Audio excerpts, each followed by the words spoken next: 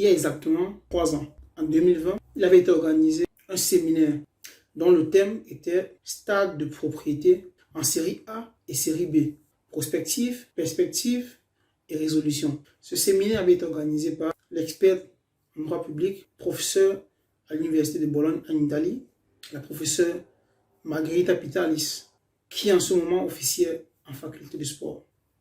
Durant ce séminaire, il y avait des personnalités de haut vol, à savoir le président de la Fédération italienne de football, M.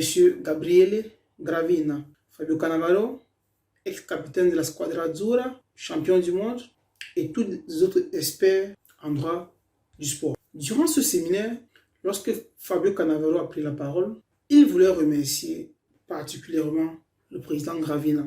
Il faut dire que le président Gravina, c'est un diplômé, c'est un juriste qui est entre autres entrepreneur. Mais c'est quelqu'un qui a eu ce penchant pour le foot depuis fort longtemps. Il était président de la Lega Pro. La Lega Pro, c'est la 3e division, la série C en fait. Il était président de cette ligue.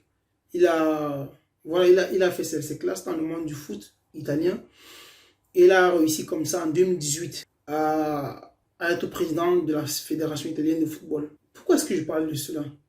Parce que durant ce séminaire, le capitaine Cannavaro prend la parole. Il dit qu'il aimerait remercier le président Gravina parce que c'est un monsieur courageux qui a la force de ses idées et qui cherche à imposer ses idées, quelle qu'en soit l'adversité. Et quand le président Gravina prend la parole aussi à son tour, il remercie le capitaine, parce que c'est comme ça qu'il l'appelle en fait, Cannavaro. Après, il a dit, je traduis ce qu'il a, il a dit, sai Fabio, c'est la nostra spia. Ça veut dire en italien, ça veut dire en français, tu sais Fabio, que tu es notre espion. Et sur le coup, je n'ai pas perçu l'ampleur et la grandeur de cette phrase. Ensuite, il ajoute, fra qualche anno, torni a casa. Il dit, dans quelques années, tu rentres à la maison.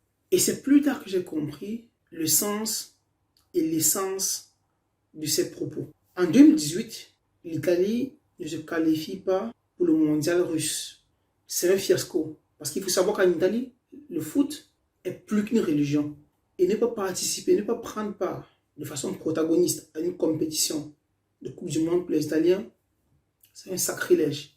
Cet échec a été prolifique pour les Italiens à tous les niveaux. Ça leur a permis de poser les bases, les jalons de la construction, de la planification, de la programmation, du renouvellement des méthodologies et des pédagogies de travail dans le secteur du foot dans ce pays. Moi, j'ai eu la chance d'être là, dans ce pays, durant cette période. Et c'était perceptible que toutes les lignes se bougeaient. Pour certains, 3 clubs italiens sont en finale de 3 compétitions européennes. C'est un hasard. Pour moi, non. Pour certains, l'Italie a gagné l'Euro. C'est un hasard. Pour moi, non. L'Italie a raté 2 participations successives de la Coupe du Monde. Et ces échecs répétés ont été prolifiques, je répète, pour ce pays. Parce qu'ils en ont travaillé dur, ils continuent à travailler dur, et les résultats sont présents. Les résultats sont patents. Champions League, l'Inter de Milan, Europa League, l'AS Roma, Europa Conference League, la Fiorentina. Certains diront, est-ce que c'est la renaissance du football italien? D'autres, est-ce que c'est la résurrection du football italien? Moi, je parle tout simplement du postulat selon lequel, quand on travaille intelligemment, quand on travaille sagement, quand on travaille avec les gens qu'il faut, on a les résultats qu'il faut. Ce séminaire m'a permis de comprendre, entre autres, parce que vous savez, le rôle principal d'une fédération, c'est la promotion du sport, du sport dont il est question sur le territoire national. Entre autres, il y a les objectifs secondaires, donc la formation des techniciens, des arbitres et tous ceux qui constituent le noyau dans cette discipline. Il faut dire que j'avais par là compris 3 ans plus tard que l'exil de Fabio Cannavaro en terre chinoise n'était pas une volonté sienne, c'était une volonté fédérale. Je vous explique pourquoi. Parce que Cannavaro, quand il finit sa carrière, avec le carnet d'adresse qu'il a, avec le CV qu'il a, il a tout pour entraîner un club en série A ou en série B italienne. Mais il va en Chine. Il va en Chine. Un an et demi après qu'il soit allé en Chine, il fait venir son petit frère, Paolo, qui est à ce moment capitaine de Sassuolo. Il le fait venir en mi-saison. Je pense qu'Cannavaro, Paolo fait une demi-saison là-bas et il intègre le staff de Fabio Cannavaro. C'était un choix fédéral. C'est mon analyse, c'est mon interprétation. Vu les propos qui ont été changés entre ces deux protagonistes, il dit que Fabio est un espion. Vous savez que la Chine aujourd'hui est tête de proue en ce qui concerne la technologie, l'innovation et je dirais même la construction des infrastructures. Et l'Italie a un problème infrastructurel très sérieux. C'était vraiment pas un simple hasard. Et ce n'est non plus un hasard si aujourd'hui on a ces trois clubs dont j'ai cité précédemment. L'Inter de Milan, du coach Inzaghi, Simone, parce qu'il y a son frère Filippo.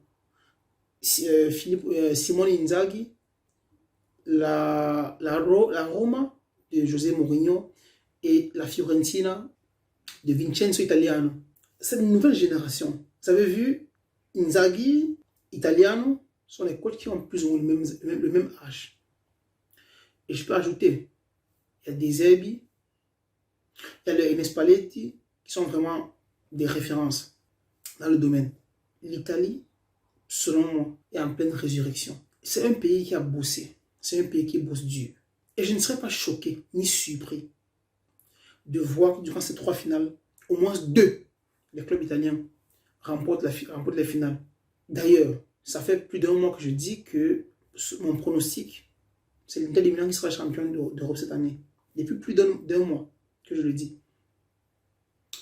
D'après les analyses qui ont été faites par moi sur la gestion de ce groupe, sur la profondeur de ce groupe et sur le management de ce groupe. José Mourinho, je n'ai rien à dire. Moi, je suis un Mourignano, donc je suis un disciple de Mourinho. Pour lui, les finales ne se jouent pas, elles se gagnent. Il a toujours gagné les finales.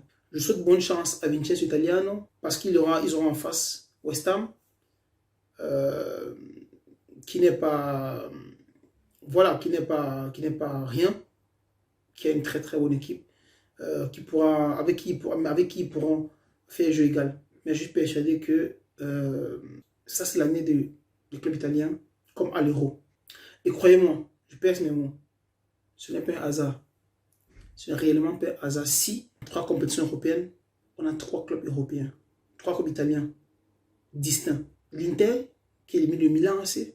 Le Milan qui à son tour avait éliminé Naples, qui était parmi les favoris de cette compétition de Champions League de cette saison. L'AS Roma qui élimine le Bayern Leverkusen de Xabi Alonso. Et la Fiorentina qui réussit quand même à battre le FC Bâle, qui avait battu déjà 2-1 à domicile au stade Artemio Franchi de Florence. Donc, simplement pour dire la morale de cette vidéo, quand on travaille, quand on pose les bonnes bases, quand on pose les jalons de la construction d'un édifice, si ces jalons sont posés, les résultats suivront. Il n'y a pas de magie, il n'y a pas de miracle, juste le travail. Portez-vous bien, bien des choses à vous.